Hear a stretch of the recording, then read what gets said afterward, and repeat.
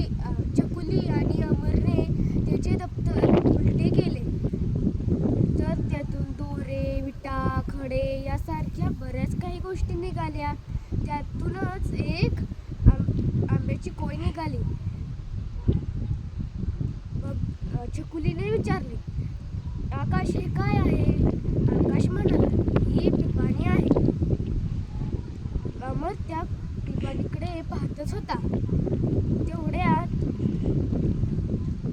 तेवढ्यात आकाशने अमरकडून ती पिपाणी घेतली आणि छकुलीला वाजवायला दिली. छकुलीने पिपाणी वाजवली. पिपाणीचा आवाज ऐकून गुरुजी वर्गात आले. सर्वांनी आपापली पुस्तके काढून वाचन करू लागली. सर म्हणले, अरे आवाज कमी करत आहे, शांत बसा.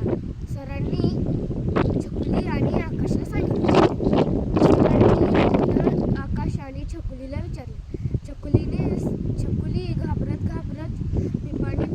पिपाणीबद्दल सांगितलं. आकाशला पिपाणी मागितली.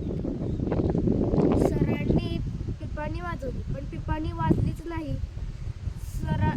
गुरुजींनी विचारले, ही पिपाणी कोण वाजवून दाखवेल मला?